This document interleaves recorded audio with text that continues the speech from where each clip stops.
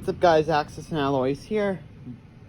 This is at least my first turn of my YouTube war with the Hilltop Pillbox.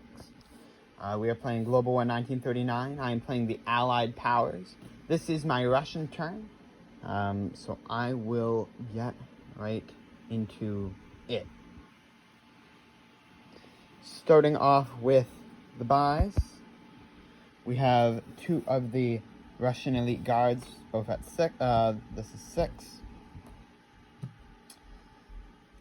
Then we have another infantry and tank, and that is 15. That is the starting IPCs for the Russians. This represents a communist Chinese infantry, which will be placed during their turn. Alright, moving on to the combat moves.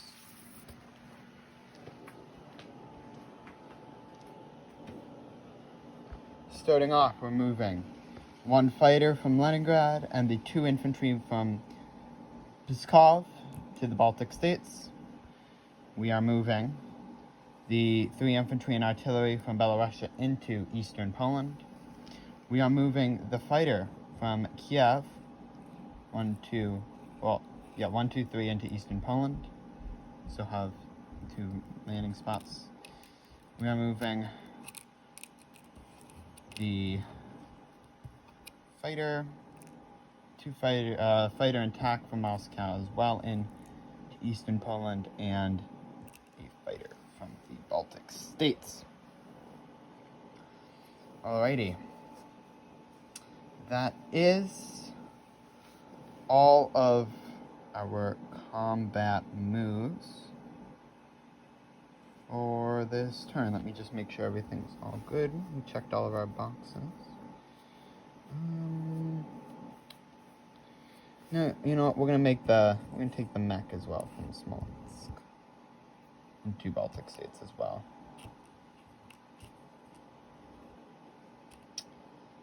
Alrighty. So let us take this over here. This is for eastern Poland, so we're just gonna lay this out over here for me. We have our 2 fighters, a tactical bomber, artillery, 3 infantry, versus the 3 infantry and artillery of the Polish armed forces. Alright, starting off here, let's roll our first 2 infantry. Get a couple dice out here of the back. Alright, first 2 infantry, and these roll at 2, if my memory serves me correct. So we'll just roll them in this box here. First 2 infantry. That is a 5 and a 7, no hits. Now we have the 2 at 3, the artillery and the paired infantry. We have no hits as well. Now we have the 2 fighters at 6 and the tackle at a 7. We'll do that 7. So 2 fighters at 6. We have a 1 hit. It's a 2. And the tactical bomber, which is rolling at a 7. So let's get a dice out here. That is 2 hits. Not very good. Alright, now we are rolling 4 at 4. And that is an 11, 11, 7, and 9. No hits for the Polish. So we all take away the 2 infantry and put that in that French bin. Alright. Now let's roll the 2 fighters. Hopefully we get 2 hits. 10 and 12. Nope. The tack out of 7. Tack misses. The 2 at 2. Both hit. That was a 2 there. I accidentally hit it to a 1. So amazing. They actually, those pieces, alright. Now we have 2 at 4. Both hit as well. So, they are gone.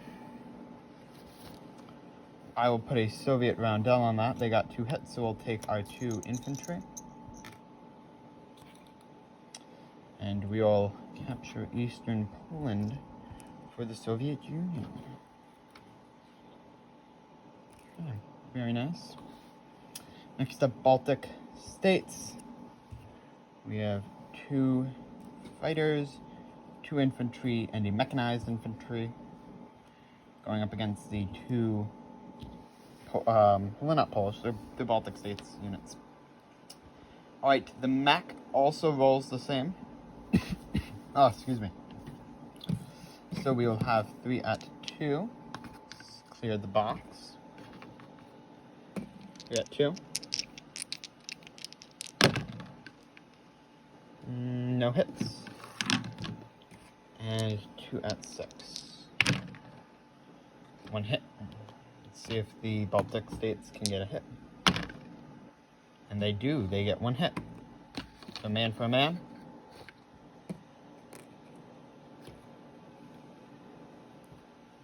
Alright, can we roll the 2 fighters? Hopefully we get a hit. No, the mech. The mechanized also misses. This infantry needs to hit here. And the infantry does. They retaliate. They get a 5, so no, that is no good for them there. We lose 1 infantry. Soviets are up by 3 on the production scale. Alright, let's move over here so I can get my Soviet roundels.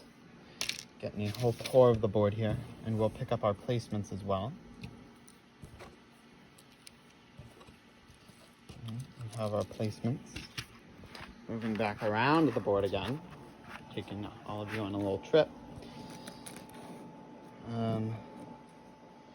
Let's see, 2 Soviet roundels, and they go up by 3.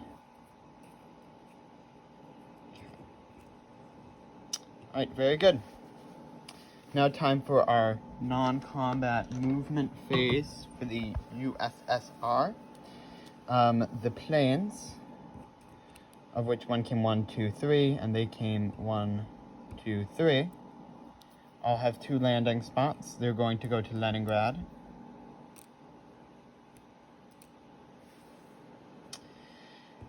These planes here will also be heading over to see their neighbors in Leningrad.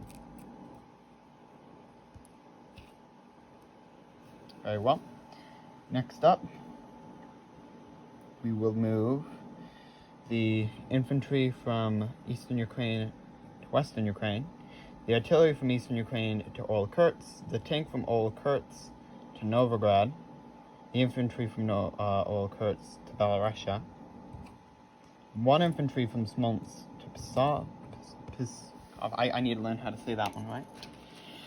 And the 2 infantry from Smolensk will go to western Russia. The mech from Moscow will be traveling to Karelia with the major factory there. The infantry will also be heading to Novograd with the artillery alongside. And the 2 infantry from Stalingrad. Let us see what we want to do with these. We'll move these both out to Kharkov here. Alright. We will not not be touching the Soviet Navy in the north, nor will we be touching the Soviet destroyer in Sea Zone 20. Coming over here, we'll take the 6 infantry from Novosibirsk, and we'll move them all the way to Kazakh USSR. I don't know why they have a big territory here. You basically bypass 2, so that's a free thing there. The 2 artillery will also be coming over from Kursk there. And then now we're going to do something different. Probably a little unexpected. break this up. And 2 of the tanks will be coming to Southern Kazakh. The other 2 tanks will be going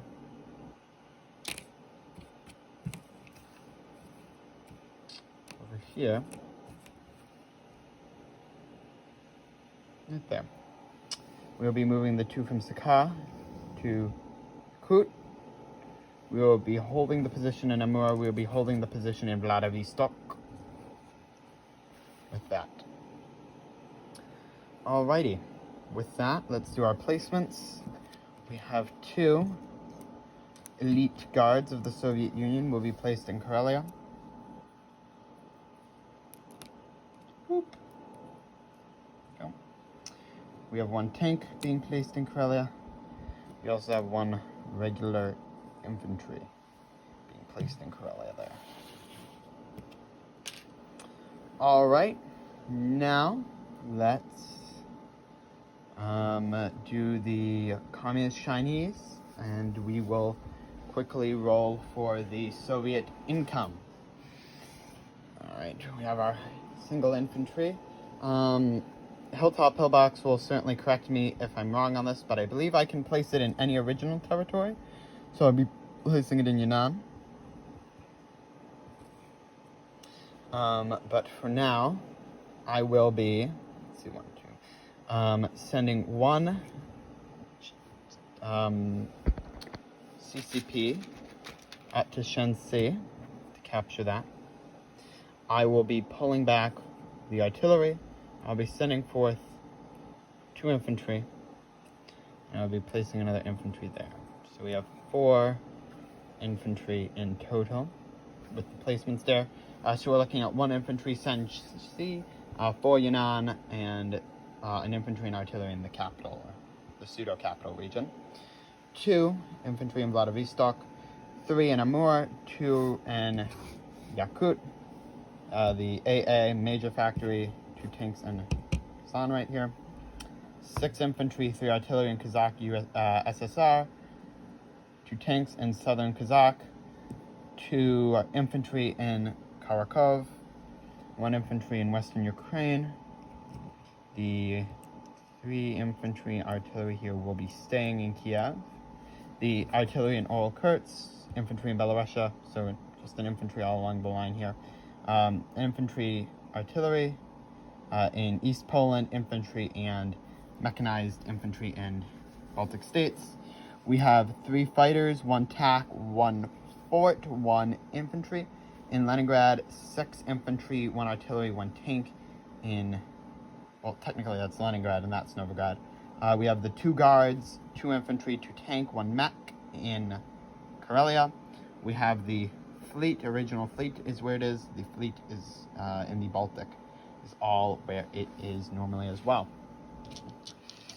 Alright, well, that's time to do. We roll 2d12, if my memory serves me correctly, and this is how much the Soviets will be collecting this turn. So this is very important to get the Soviets in the game and playing. Alrighty, let's roll this guy right here. That is a 10. Very nice roll. Can we match it? And that is a, with the dot, that is a 9. 19. That is an incredible roll. So the Soviet Union collects 19, and they go up overall 3 IPP when they reach their full production value. And the Japanese went down 1 this turn. So 19 is the number of the day. Well, thank you all so much for watching. I will have a playlist up on my channel with my videos and Hilltop Pillbox's videos. And next up will be some of the more allied turns. So I look forward to seeing all of you there. Again, thank you so much for watching. Have a great rest of your day. This is Axis and Alloys, signing off.